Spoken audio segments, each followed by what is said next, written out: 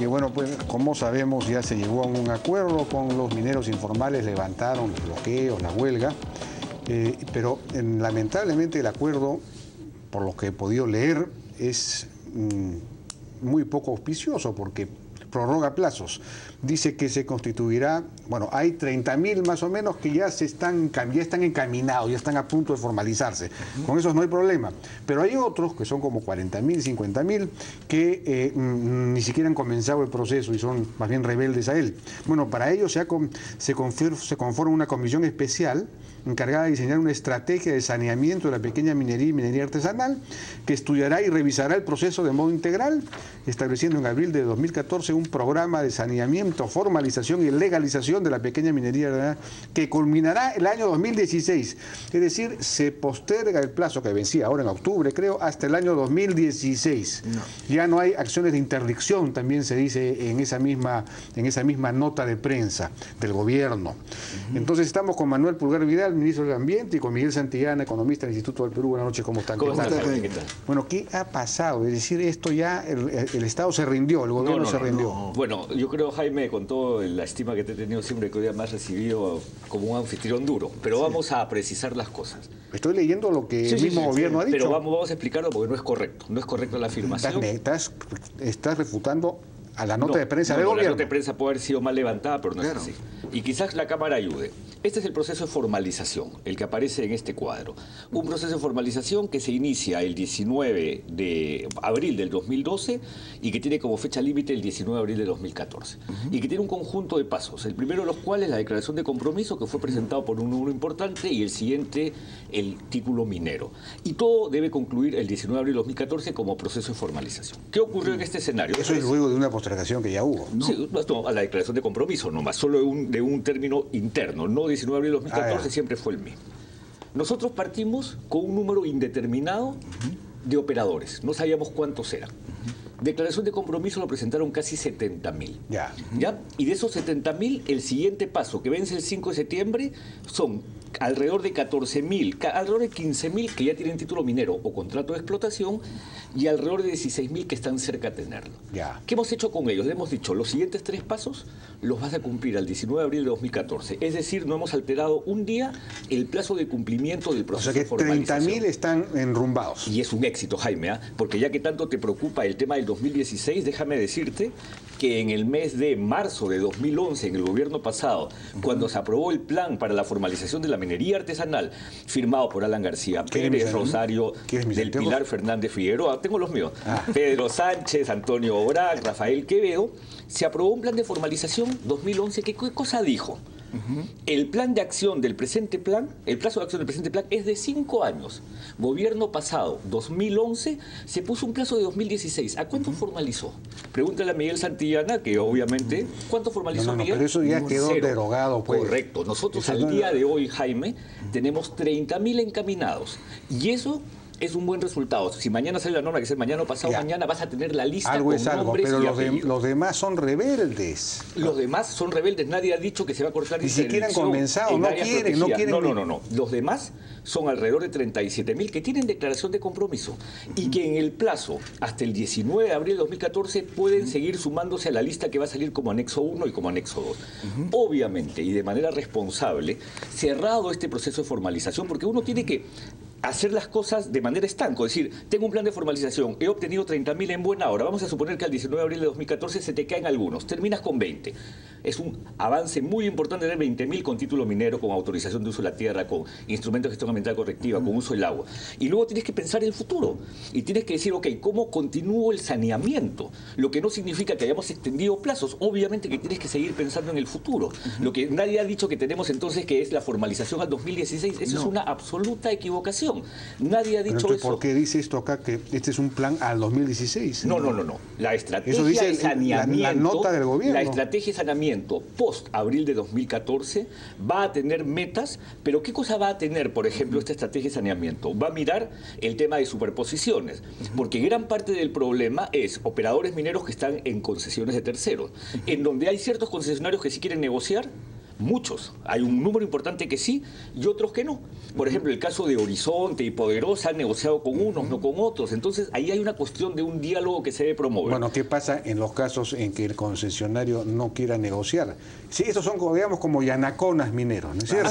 Así es. Bueno, o se opta por una reforma agraria y se expropia, pero eso es un problema, porque entonces vas a fomentar las invasiones de todas las concesiones. Así es, viola la seguridad jurídica. O, si no, tendrían que retirarse. Jaime, tú estás planteando justamente las preguntas que corresponden. Una vez que ya tienes 30.000, que es bueno, entonces en el otro grueso tú dices, a ver, ¿qué va a pasar acá? ¿Es posible seguir logrando acuerdos? ¿No es posible lograr acuerdos? ¿Hay que retirarlos? ¿Se van a poder quedar? Por eso hay que definir una estrategia de saneamiento, lo que no significa que hemos extendido un plazo al 2016. Quien está diciendo eso, Jaime, lo está diciendo maliciosamente. No, nosotros hemos dicho estos eso. Tenían que estar, y además, tenían que haberse, digamos, tenían que haber iniciado los trámites y tenían que estar ya en proceso de formalización y no lo están. No, claro que sí lo han iniciado. Han presentado declaración de compromiso. Te explico, Jaime. Mira, el universo de mineros informales auríferos es más o menos 550.000 personas. De 550.000 a octubre del año pasado... 550.000 mineros o con familiares. O incluyendo familiares. No, mineros. Pues entonces 20.000 es una cosa ridícula. Espérate, pues te voy a dar los números. Cuando se hizo que tenían que hacer su declaración de compromiso, se inscribieron a octubre del año pasado 77.000. ¿De los 500.000? 77.000. Y a la fecha de hoy, información oficial del MINEM, tenemos que de los 77.000, 36.181 tienen su declaración de compromiso completo. ¿Qué cosa culminaba en septiembre y octubre? Para septiembre y octubre, estas personas tenían que demostrar que tenían su derecho minero. Si no tenían derecho minero, tenían que demostrar su contrato de explotación. Vale decir, un acuerdo entre el yanacona y el que tiene el derecho minero. Después tenían que sacar su derecho de agua.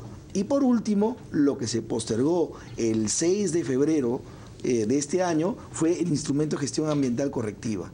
¿Por qué? No fue falta del ministerio, sino que los gobiernos regionales tenían que publicar la lista de los técnicos hábiles para hacer este trabajo. Y lo publicaron en diciembre. No tenían técnicos hábiles. En 6 semanas no podían entregar la información, trabajar 77.000 expedientes como tope. Entonces, ¿qué ha pasado? Eso se postergó como último documento necesario para la formalización. Y todo este compendio de información, más las aprobaciones, todo este ciclo termina el 19 de abril de 2014. Plazo que no se ha prorrogado. Eso no se ha prorrogado. El tema y la preocupación es, del universo de 550.000, vas a finalmente formalizar muertos y heridos 15.000. Ese es el tema. Entonces ahora hay un tema. Claro, 15.000 es mejor que cero. Ya, pero ahora entonces claro, el problema es que el 20 de abril tienes 535.000 personas que serían ilegales.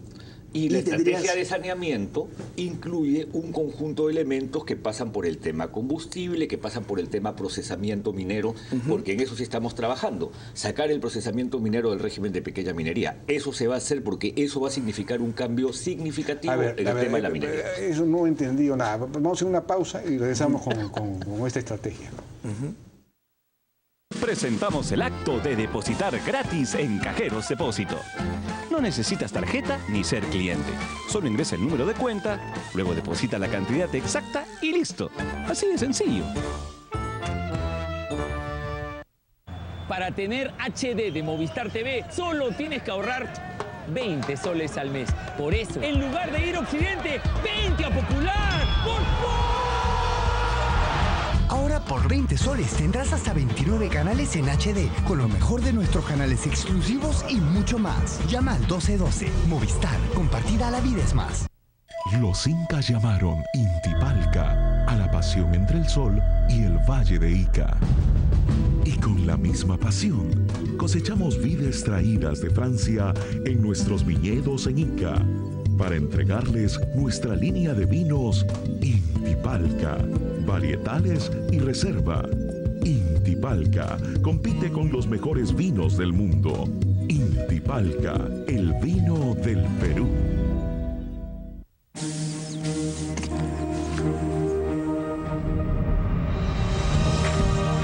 Vive seguro. Vive Pacífico. Pacífico Seguros.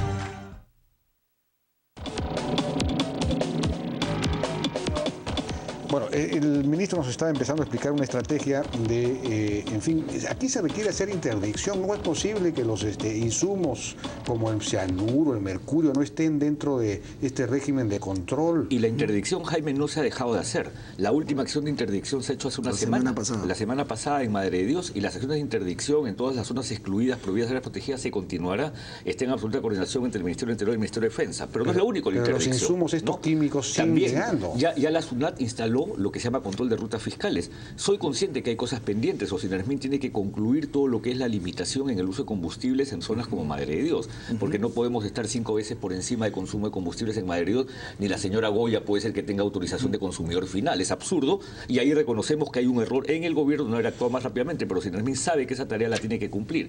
Tenemos, como te dije, que sacar a las plantas de procesamiento del régimen de pequeña minería. Esas son las que están en Nazca, las que están en Chala, las que están en Patás, en distintos lugares del territorio, que deberían estar en un límite máximo de 350 toneladas métricas día de producción o de procesamiento, y todas están por 700. Claro. ¿No? Nosotros ya hemos... ¿Entonces lo van a convertir en qué? Régimen regular. Eso tiene que pasar al régimen regular, gobierno nacional, ser fiscalizadas por el OEFA, porque ahí es donde vas a poder establecer pago de impuestos. Mira tú lo que ha pasado con esta señora de Titán, que ha comprado 8 millones de euros, un rancho en España, y no paga impuestos. Entonces ahí hay todo un tema en el cual tenemos que controlar mafias. Anunció el presidente... En España, qué maravilla. Sí, además ahora que deben estar baratísimos. 8 millones de euros. Qué inteligente. ¿No? Bueno, de repente sus antepasados vinieron al Perú y ahora simplemente está regresando. Mira tú que una de las cosas que hemos logrado es que el presidente del Poder Judicial vaya a instalar 2 juzgados supranacionales de control de la minería ilegal, uno en Piura itinerante para toda la zona norte, uno en Cusco itinerante para Madre de Dios, Puno y Cusco. Lo que va a hacer justamente es llevar jueces de Lima para evitar la corrupción judicial. Nos falta convencer una mayor acción del Ministerio Público, que creo que no se está moviendo al ritmo que debiera moverse. A ver, hay cosas que no dependen de él como ministro. Él es ministro de Ambiente, pero por ejemplo, Produce es el que tiene control de sustancias peligrosas. Y las sustancias peligrosas acá son mercurio y cianuro, que entran por los puertos del Callao, porque todo el cianuro y mercurio se importa. Entonces ya la SUNAT debería saber quiénes son los importadores de estos productos. Y no se ha dado los permisos para utilización de esto. Por lo tanto, todavía se mantiene venta libre. Por otro lado, lo que han conseguido los informales... Todos los informales le venden a estas plantas... Sí, claro. Que quieren convertir en formales ahora. Esa es una idea, puesto que ya el mercado ha dado una solución. No necesito que el Estado construya plantas, el mercado las ha construido. Entonces, lo que tengo que hacer es las formales, las fiscalizo con SUNAT. Las que todavía son ilegales, le caigo con SUNAT o Ocinermin, etcétera, para que sean formales. Y le pongo una oficina de SUNAT adentro, porque esto es liquidez diaria. Y entonces, todo lo que es minería informal en costa y sierra, la formalizas. Madre de Dios es otro tema. A partir de la planta. A partir de las plantas de cianuración y vas para atrás. Sigue la cadena de valor hacia atrás. Entonces, algo que quería mostrar es que con esto y por otro lado, controla los insumos. Por otro lado, pero tiene que haber tecnologías alternativas, no hay tecnologías alternativas. Hay máquinas centrífugas, pero eso es para la extracción. Para la extracción en Madre de Dios. Claro. Pues Madre de Dios solamente usan mercurio. Cianuro, si tú ves las estadísticas de importación de cianuro se ha aumentado la importación más de 30%. ¿Por qué? Porque ya estás haciéndose cianuración artesanal, vale decir, tiran plásticos o geomembranas en cualquier sitio y le aplican el cianuro. Entonces, ese tipo de temas ya tendría que entrar a ambiente. Y como pero siempre... aquí lo que no hay todavía es una estrategia integral que se sostenga en el tiempo, ¿no? Hay hechos episódicos, por ejemplo, se entró a Madre de Dios, se volaron un montón de dragas y después todo el mundo se olvidó. Se puso ahí en una oficina en Mazuco, pero ya que ahora todo el mundo la coimea. Pero no creo, Jaime, que sea episódico. Porque y no hay suficiente gente para procesar todos estos trámites. No es episódico. ¿O son muchos trámites? No, son muchos trámites, hay que simplificar, para que simplificar. No, son muchas acciones. Sí. Y no es episódico. Que falten acciones, faltan acciones. Control de maquinaria, ya está el registro de maquinarias de SUNAR. Control de rutas fiscales, SUNAT ya instaló 2 rutas fiscales en Madre de Dios y faltan otras. Falta el control del tema de insumos químicos. El tema de fiscalización por OEFA ya inició 2 procedimientos de administración sancionadora, a la señora Goya y al señor Vaca, que se mueven como pequeños, y entonces hemos hecho con la Unidad de Inteligencia Financiera una asociación económica para caerles con la Unidad de Inteligencia Financiera con un procedimiento administrativo sancionador que va a llevar a que les apliquemos 37 millones de soles de multa a cada uno de ellos. Poder Judicial ¿Quién es ya el instaló. cerebro, quién es la cabeza de toda esta estrategia? Porque esto es una gran batalla. Esta es una comisión multisectorial que está en Comisión PCM. multisectorial, esto no va a llegar a ninguna parte. La comisión multisectorial se reúne tiene que haber continuamente. el presidente Humala no ha encargado a un ministro. ¿Tú eres el responsable de esta estrategia? Claro que sí. Han ¿Dónde está el inventado presidente? un SAR para esto. Así es, hay un alto comisionado. Han inventado un SAR para este tema en la PCM. ¿Quién es el no me SAR? acuerdo su nombre. Es un sarito. Bueno, No. Él pero está a cargo de la interdicción.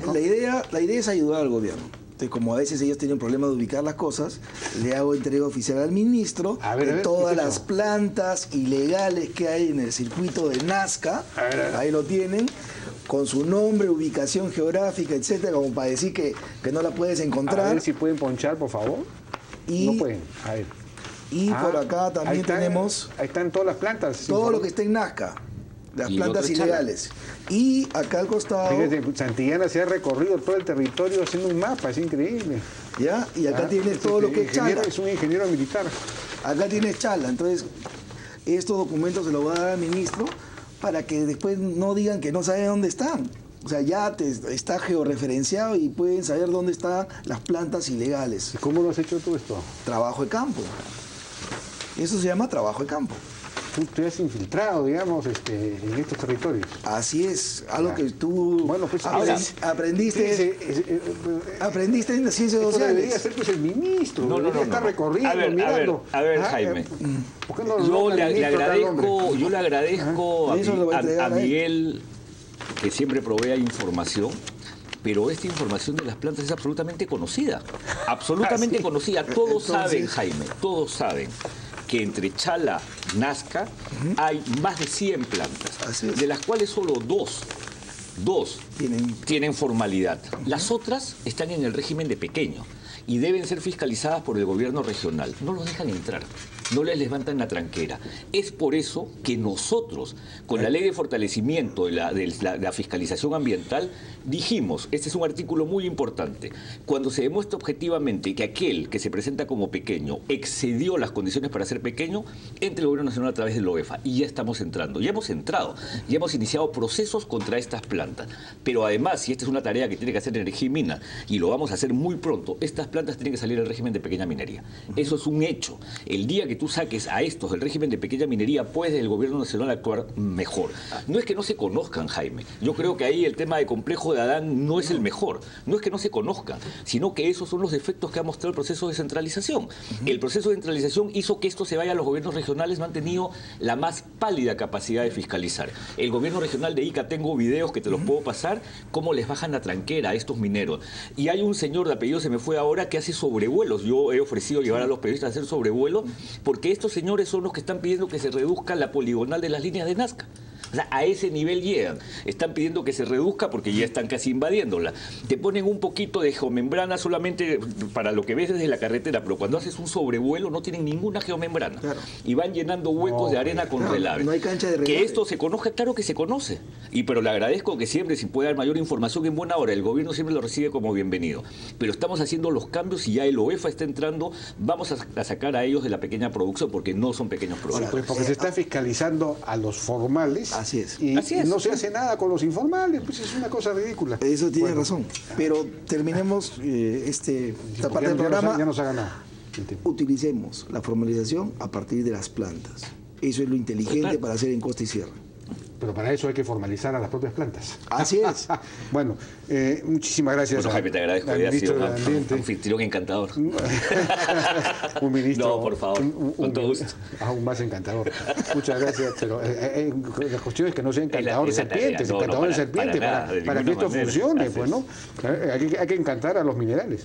Bien, muchísimas gracias a Miguel Santillana y al ministro por su participación, y ojalá que esto realmente haya una estrategia después que funcione. Se necesita una cabeza, alguien que dirige, un líder de esto, ¿no?